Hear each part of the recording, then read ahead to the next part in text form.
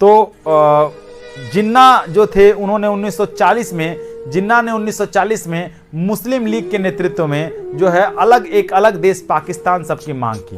पाकिस्तान शब्द का प्रयोग इकबाल ने किया था पहली बार, और पाकिस्तान देश की मांग की गई कि हम मुस्लिमों को एक अलग कंट्री चाहिए, एक अलग देश चाहिए, हम भारत में नहीं रहेंगे, यहाँ पर हम मुस्लिम सुरक्षित नहीं हैं, हमें एक अलग देश चाहिए, हम वहीं के निवासी बनेंगे। तो बहुत मुश्किलों के बाद, बहुत तकलीफ़ों के बाद कह सकते हैं कि अभी हमने आपको बताया कि कुछ नेताओं की हठधर्मिता, जैसे जिन्ना, जैसे नेहरू कह सकते हैं, ठीक है, इनकी हठधर्मिता, इनका जिद, ठीक है, ऐसा नहीं किसी एक आदमी को आप जिम्मेदार ठहरा दें। जिम्मेदार सभी लोग हैं, जिन्होंने फैसले किए थे वो सब जिम्मेदार हैं।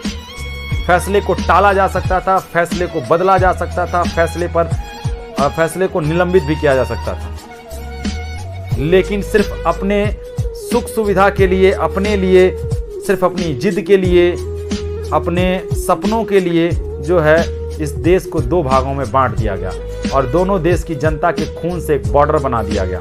ठीक है,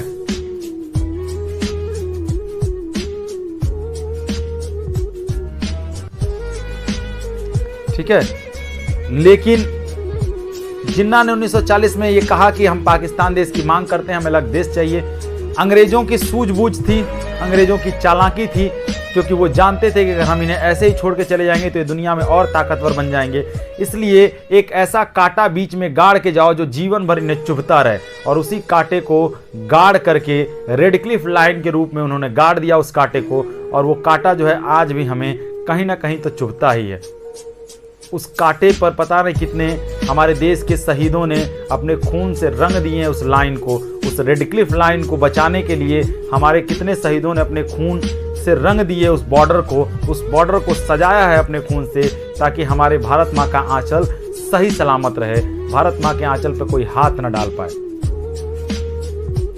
लेकिन इन बड़े लोगों को ये सारी चीज़ें कम समझ में आती हैं। ये जो बड़े लोग हैं इन्हें ये चीज़ें कम समझ में आती हैं, क्योंकि उन्हें तो एसी कमरों में बैठ करके और शांति वार्ता करने से फुर्सत नहीं। उन्हें समझ में नहीं आता कि ये खून से जो बॉर्डर दिख रहे हैं आपको, ये भारत माँ का जो आंचल आप लहरा रहे हैं, ये खून से रंग दिए गए हैं और हर रोज रंगे जा रहे हैं।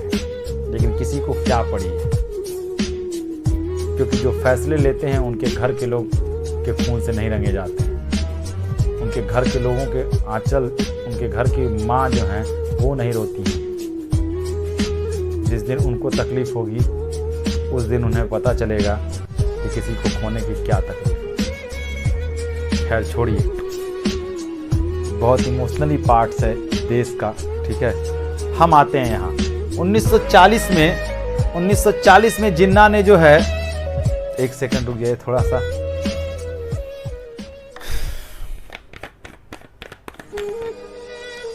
कभी कभी सोचते हैं कि कितना आसान होता है ना किसी के बेटे को शहीद कर देना।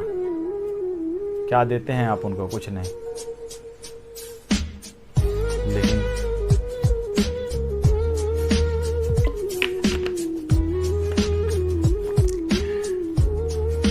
चलिए, कोई बात नहीं, हम लोग कम टू द पॉइंट। ठीक है, वापस अपने पॉइंट पे आते हैं। हाँ, तो दोनों देश की जनता को